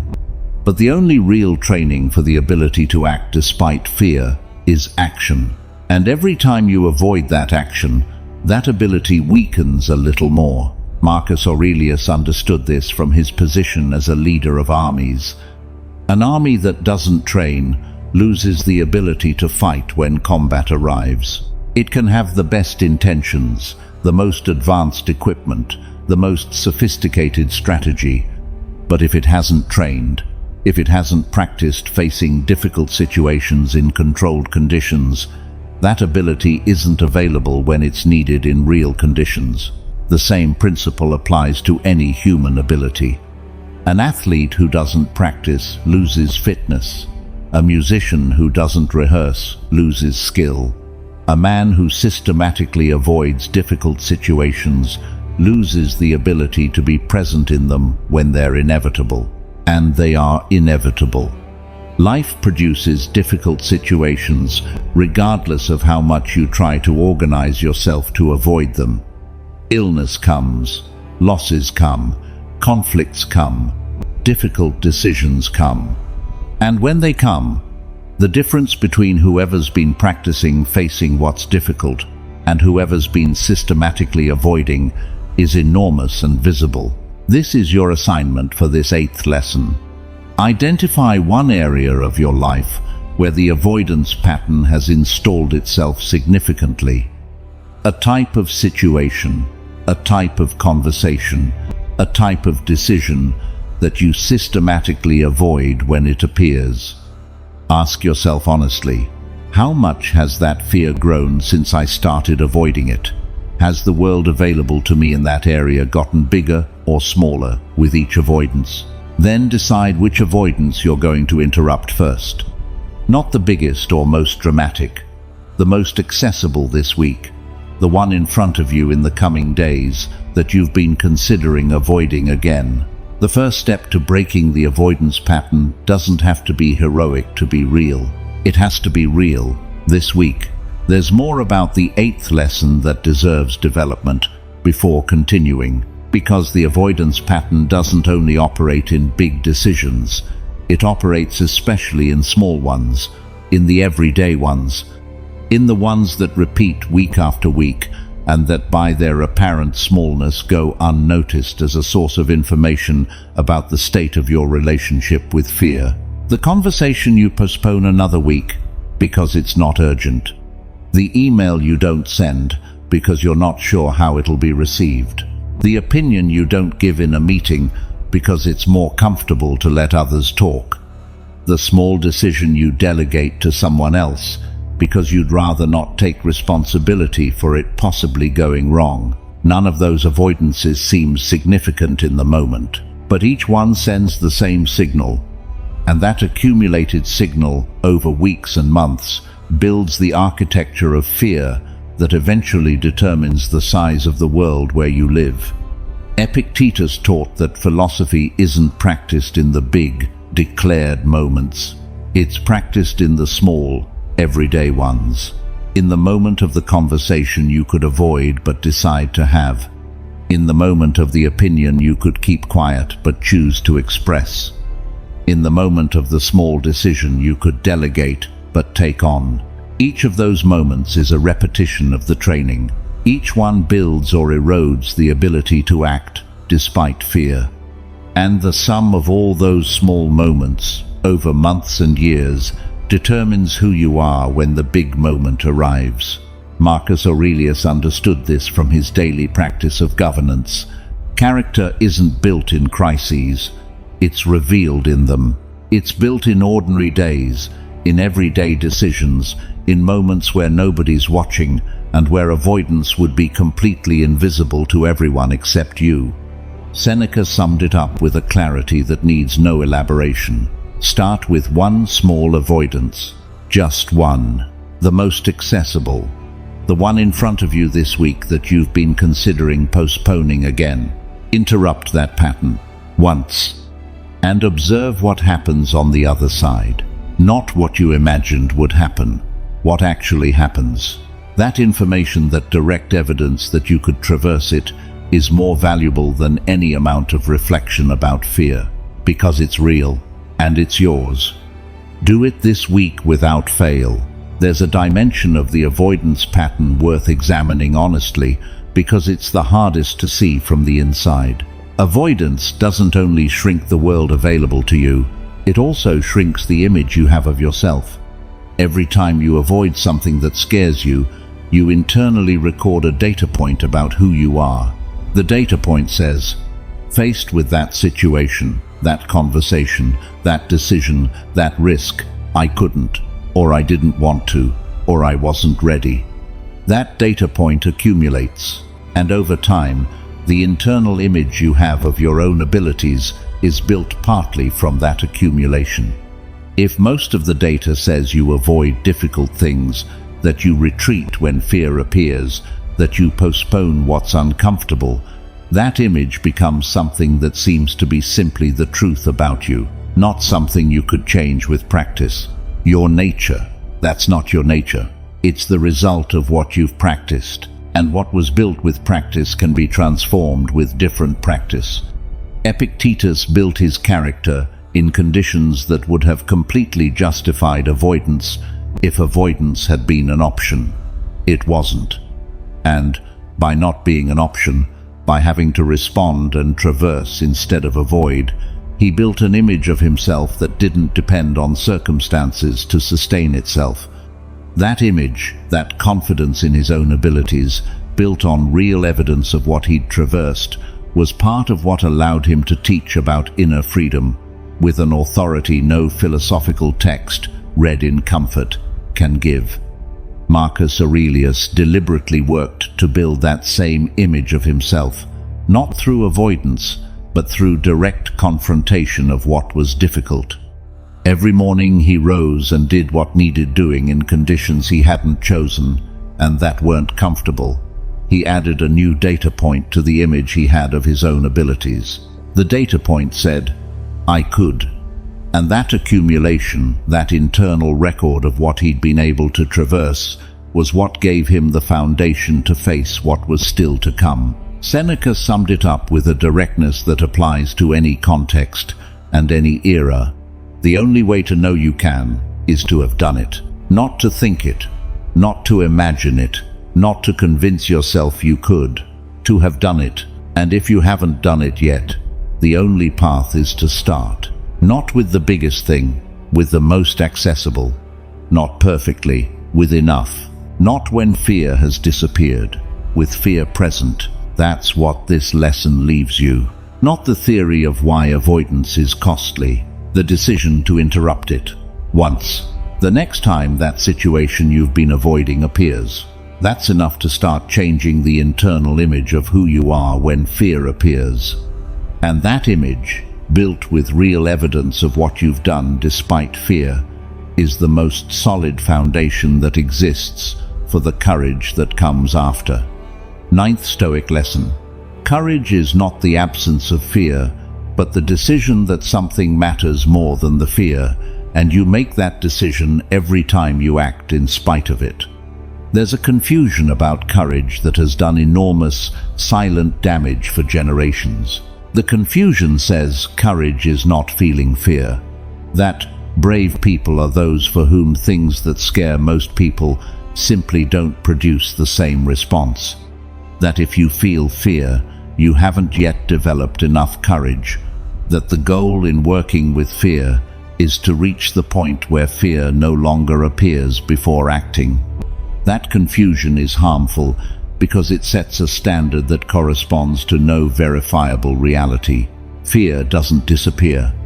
Not because you're weak, not because you lack inner work, not because you haven't read enough Stoic philosophy or practiced enough reflection, but because fear is a function of the nervous system that responds to life's real uncertainty. And as long as you're a human being with a correctly functioning nervous system, you're going to feel fear when facing genuine uncertainty, potential loss, real exposure, risk that matters. There's no path that leads to a place where fear no longer appears before the things that matter.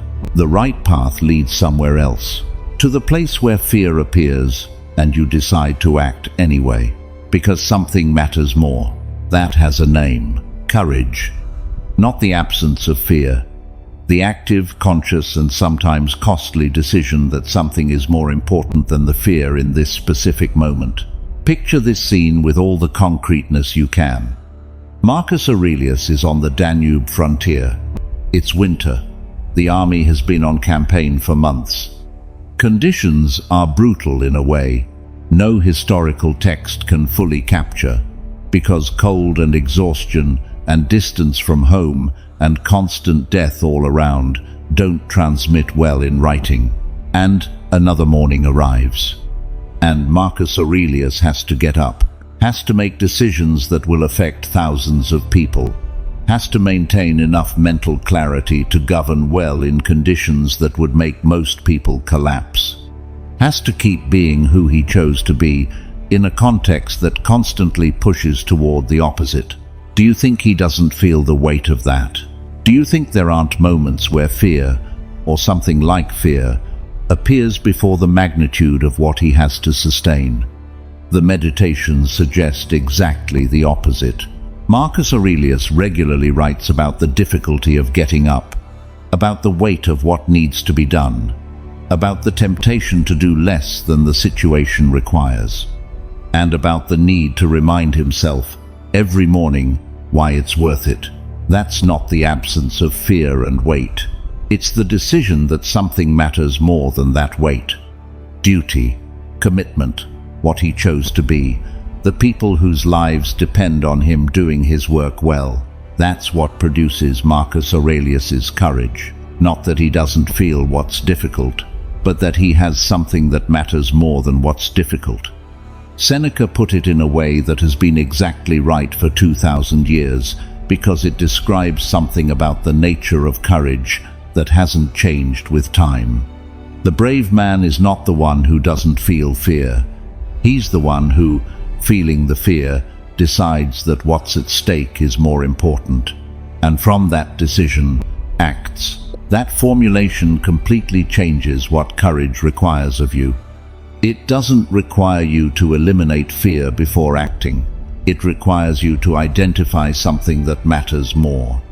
And that, from that identification, from that connection with what weighs more than fear in that specific moment, you make the decision to act.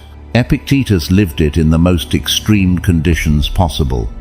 As a slave, as someone who couldn't control most of what happened to him externally, what was it that mattered more than fear to him? His integrity, his inner freedom, the ability to choose how to respond to what happened to him, even when what happened was completely outside his control. That mattered more than any fear his situation might have produced. And that valuation, that internal hierarchy, where integrity weighed more than physical safety, was what produced the courage that allowed him to live the way he lived. Not the absence of fear, the presence of something that mattered more. And in your life? What matters more than the fear you feel? If there are relationships to build and deepen, that purpose matters more than the fear of being rejected or being vulnerable. If there's work to do that has real meaning for you or for others, that work matters more than the fear of failure or the judgment of those who see you trying. If there are things you need to say that you've been holding back because it's scary to say them, those things matter more than the fear of the reaction from whoever hears them. If there's a life you want to live with the depth and breadth and presence it deserves, that life matters more than the fear of the risks involved in living it fully. Courage isn't produced by eliminating fear. It's produced by connecting with something that weighs more than fear. And that connection, that decision that something matters more, is something you make, not your circumstances, not the level of fear you feel in that moment, not what others expect or allow.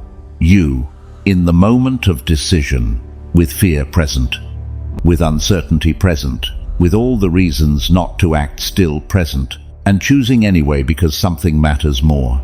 That's courage, not a state reached definitively after enough work, a decision made anew each time. In every moment where fear appears, and where something matters more than the fear, this is your assignment for this 9th lesson. Identify one thing in your life you know matters more than the fear you feel about it. Not abstractly. One concrete thing, specific, real. A relationship you want to build better. A project with real meaning for you. A conversation you've been postponing but know needs to happen. A decision fear has been stopping, but something in you knows is the right one. Name it precisely, write it down, or say it out loud, and then ask yourself this question: does that thing matter more than the fear I feel about it? If the answer is yes, you have what you need for courage. Not the absence of fear, the presence of what matters more. And that connection, that recognition of what weighs more, is the starting point of real courage that doesn't depend on circumstances to sustain itself. Do it now. 10th Stoic lesson. Today you're going to do one thing that scares you, not because fear is going to disappear, but because you're going to prove to it that it no longer decides for you. This is the shortest lesson in words, and the longest in consequences. Because everything we saw in the 9 previous lessons, all the understanding about the nature of fear, about the stories it builds, about futures that don't exist, about the suffering it charges in advance, about the promises it makes and doesn't keep, about the difference between the fear of suffering and suffering itself, about avoidance, feeding rather than reducing, about courage as decision, and not absence of fear. All of that has only one possible destination, where it becomes something real. Action. Not perfect action. Not fearless action. Not action when you're completely ready, completely sure, completely prepared for everything that might happen. Action today, with fear present, with uncertainty present, with all the reasons to wait a little longer still present. Despite all of that, Seneca said it with an urgency that has been valid for 2,000 years, because time hasn't changed its nature since. Time doesn't wait. What you don't do today adds to the list of what you didn't do yesterday, and that list grows with each passing day. And the weight of what you haven't done becomes, over time, harder to carry than the fear that stopped you from acting in the moment when action was possible. Seneca wrote about the urgency of time with the intensity of someone who'd learned that lesson the most direct way. He'd been exiled for 8 years, had seen how time that seemed available was suddenly no longer there, had understood that the only moment where action is possible is the present, not some more comfortable future you promise yourself while the present passes unused. Marcus Aurelius practiced it every day of his governance for years. He didn't wait to have all the answers before making the decisions that needed making. Didn't wait for fear to disappear before acting with the clarity his position required.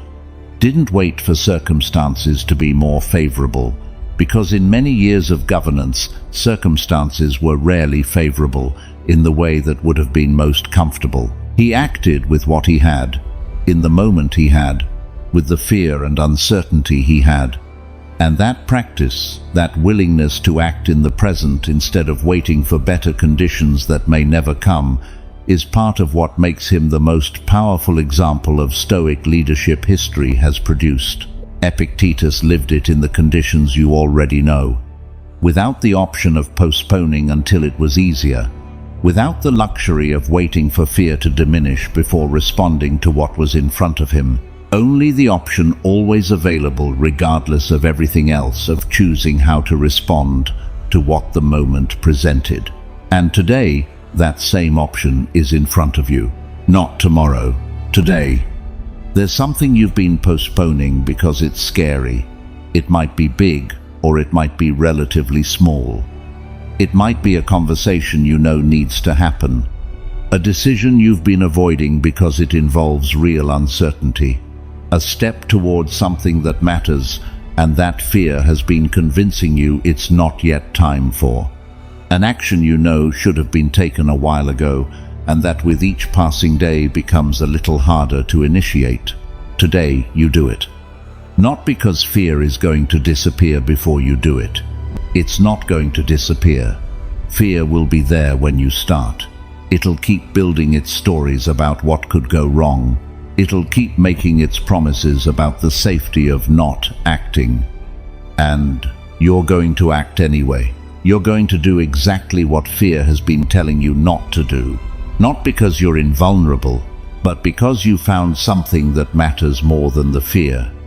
And in that act, in that exact moment of acting while fear is present, you're going to discover something no lesson can teach you, but that direct experience can.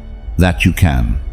That on the other side of what you feared, there's information that wasn't available from inside the fear. That fear wasn't the limit it seemed to be. And that information, that direct evidence that you can act despite fear, changes something in your relationship with it that can't be changed any other way. We've reached the end of this episode, and of the first block of Master Your Mind. 4 episodes. 4 emotional forces that have determined the course of your life more than you've probably allowed yourself to see until now. The first episode showed you that you've been living as a slave to your emotions, reacting, allowing what happens outside to decide who you are inside, following the cycle without questioning it, because nobody had shown you there was another option. The second gave you the most fundamental instrument of this entire series, the space between stimulus and response. That instant where all your freedom lives. That second where it's decided who you truly are. The third stripped anger bear showed you it disguises itself as strength when it's exactly the opposite, that it impoverishes you in every area that matters. That, beneath every explosion, there's something still unworked that will keep going unworked as long as you keep using anger as an escape valve. And this fourth episode closed the block with fear, the emotion that paralyzes inward while anger destroys outward. The two sides of the same coin that has governed more lives for more time than any of them would have chosen. Let's walk through what you saw today. The first lesson showed you that fear isn't a perception of reality, but a story your mind builds about a future that probably will never occur the way you imagine. That your brain has a systematic bias toward the catastrophic that amplifies risk beyond its real proportions. The second showed you that we suffer more in imagination than in reality. That you've paid the price of tragedies that never came, with all the anticipated suffering and none of the learning that would come from actually facing them. The third showed you that Marcus Aurelius, with the most legitimate reasons in the world for fear, understood that the fear of suffering is always worse than the suffering itself. That reality, even when it hurts, has limits imagination doesn't. That even the worst you can imagine has a defined size. The fourth showed you that fear doesn't protect you when it stops you. It robs you of the chance to discover what you were capable of, robs you of the version of yourself that only exists when you act despite fear. The fifth showed you Epictetus's deepest teaching. We don't fear things but our opinions about things, and those opinions can be examined, questioned, and, in many cases, modified when you look at them clearly instead of letting them operate without examination. The sixth showed you the three promises fear never keeps. It promises safety and delivers a smaller life, promises protection and delivers the regret of what wasn't tried, promises prudence and delivers paralysis disguised as prudence.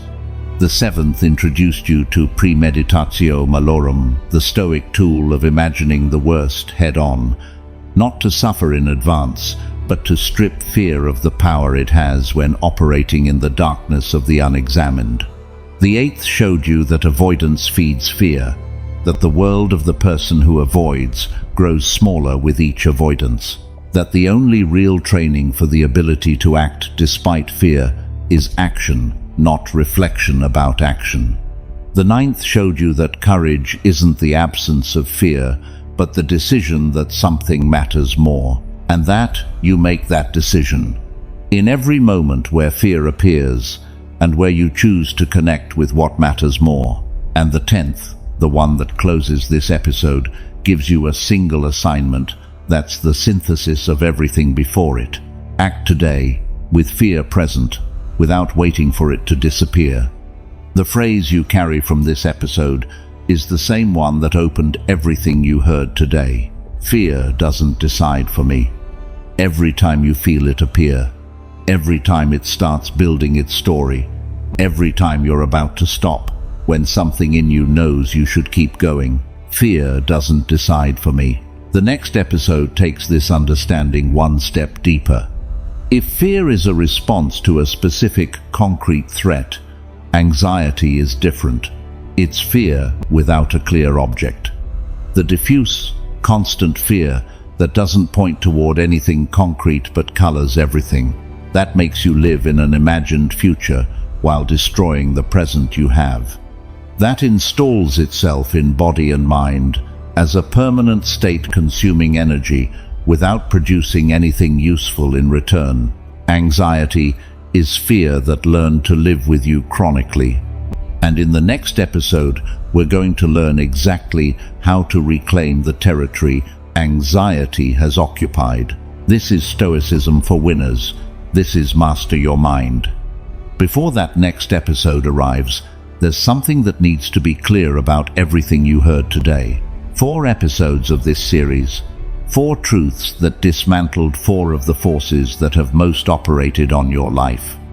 And there's something all these episodes have in common that's worth naming directly before closing. None of these episodes promises the work will be easy. Not the work with emotional reaction. Not the work with the space between stimulus and response. Not the work with anger. Not the work with fear. None of this work is easy. Marcus Aurelius spent years wrestling with exactly the same things. His meditations are the record of someone who every morning had to remind himself who he wanted to be, because without that reminder, the easier version of himself would have taken over. A man with all the power of the known world, with all the possibilities that power gave him, chose to do the difficult work of governing himself before governing others. Seneca wrote about Stoic wisdom for decades, while also wrestling with the same patterns he described. His letters to Lucilius aren't the record of someone who's already reached perfection. They're the record of someone actively working towards something he knows is worthwhile, aware of his own limitations, and without pretending they don't exist. Epictetus built his understanding of inner freedom in the most restrictive conditions possible, not from comfort, from real necessity, from the absence of alternatives that made inner work the only way to have anything worthwhile in his life. All 3 did the work, not when it was easy, not when circumstances were favorable, not when fear had disappeared, or when anger no longer appeared, or when reaction was no longer the first impulse. In the circumstances they had, with the emotions they had, with the limitations they had, and you have exactly the same options they had.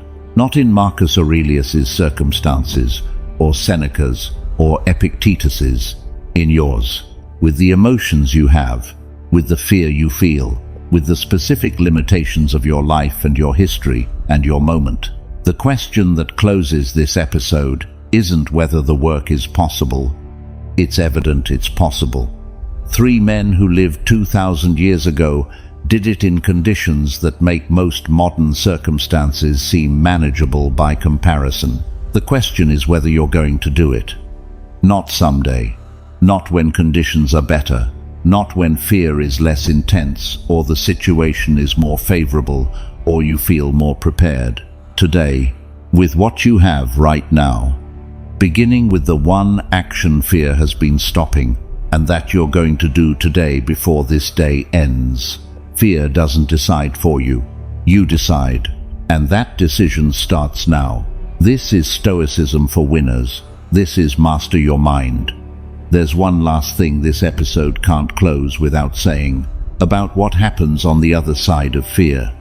Because we've talked a lot about what fear charges, what it steals, the promises it makes and doesn't keep, the world it shrinks with each avoidance. But there's something equally important about what's on the other side when you decide to act in spite of it. On the other side of fear, there's information. Not guarantees, not certainty that everything will turn out exactly well, not the promise that the result will be what you expected. Information. Information that wasn't available from inside fear, and that's only obtained by acting. The information that you could. That fear exaggerated the size of what threatened you. That reality, though difficult in some respects, was more manageable than fear's story promised it would be. That there's a version of yourself that exists only when you act despite fear, and that doesn't exist any other way. That version is the one Marcus Aurelius was building every morning in the cold of the Danube, when he reminded himself who he wanted to be before the day started pushing. That version is the one Seneca was cultivating in exile in Corsica, when he chose not to consume himself with anger and fear, but to use that time to think and write and transmit what he'd learned. That version is the one Epictetus was living completely, without the possibility of being any other version from the condition of slavery that any free person would have feared, with completely understandable intensity. and that version is available to you. Not as a promise that things will be easy, as a real possibility of who you can be when you decide that fear doesn't decide. That's what this episode leaves you. Not the elimination of fear, a different relationship with it. The ability to see it for what it is, a signal pointing towards something real, but exaggerating its magnitude instead of as the definitive limit of what you can be and do. The ability to ask it what it's signaling instead of just obeying it. The ability to act in spite of it when what's at stake matters more than the fear. And the ability to do it today, not someday, today, with the fear you feel, with the circumstances you have, with the one action fear has been stopping and that you already know you need to take. Fear doesn't decide for you. That decision is yours, and it starts the exact moment this episode ends. This is Stoicism for winners. This is Master Your Mind. There's something about fear that none of the 9 previous lessons said directly, and that deserves to be said before this episode closes. The fear you've felt your entire life isn't a flaw of yours. It's human. It's the result of a nervous system functioning exactly as it was designed to function. The result of a mind with the ability to anticipate the future, which was an extraordinary evolutionary advantage for hundreds of thousands of years, applied to a world where threats are no longer primarily physical or immediate. You haven't failed by feeling fear. You've been completely human. And the men who accompanied you today in this episode, Marcus Aurelius, Seneca, Epictetus, were also completely human. They also felt what we described today. They also had moments where fear was more convincing than the reason to act. The difference between them and whoever lives governed by fear isn't that they didn't feel it. It's that they decided not to let it be the last word. And they made that decision again and again, in circumstances none of us would voluntarily choose, with the tools they had available, with the daily, constant practice that converts knowledge into character. Those same tools are now in your hands. Not because you were born at the right historical moment, but because 3 men who lived 2,000 years ago had the clarity to document what they learned in forms that survive to today. What you do with those tools depends completely on you, not on your circumstances, not on the level of fear you feel, not on what others expect or allow. On you, in the moment of the next decision, where fear appears, and where you have in front of you something that matters more than the fear. That's where today's episode becomes something real, or stays as interesting information that changed nothing. Fear doesn't decide for you. That decision is yours. Start now. This is Stoicism for winners. This is Master Your Mind. Now comes the part that separates those who listen from those who truly change. This community exists because you decide it exists, not with words, with actions. If something you heard today moved you inside, leave your reflection here. The one that gets the most support becomes the banner of this community, the collective voice of everyone who chose not to give up. A community that doesn't run from pain, that walks through it, with courage, with judgment, with honor. But listening isn't enough. You know it. You feel it. There's a difference between the one who consumes wisdom and the one who turns it into armor. That's why we created the Stoic Code. 2 principles forged over millennia by the most powerful minds in history. It's not just another book. It's a manual of psychological warfare against your own weaknesses. Each principle includes the deep teaching, its modern application, and an exercise you can implement today, not tomorrow, today. If you decide to get it, you're not just taking something for your growth. You become part of this mission. You help us bring Stoicism to thousands of people who are right now where you once were, who struggle, who fall, who need a word to remind them who they are. Your support keeps this podcast alive. It drives it, it expands it. Thanks to you, this doesn't stop. The link is in the description of this episode. Everything you need is right there. We'll see you in the next episode of Stoicism for Winners. Every Monday, Wednesday, and Friday, without fail. Stoic sessions designed to be with you when life gets heavy, when staying calm is hard, when you need someone to remind you who you are before you forget it yourself. Follow us. The Stoic who doesn't train in calm won't find calm when the storm arrives. Until the next episode, we walk this path together, and every day there are more of us who choose not to give up. Remember this: you are the sole owner of your perception, the architect of your peace, the only one responsible for the war you choose to fight, or the one you choose to end.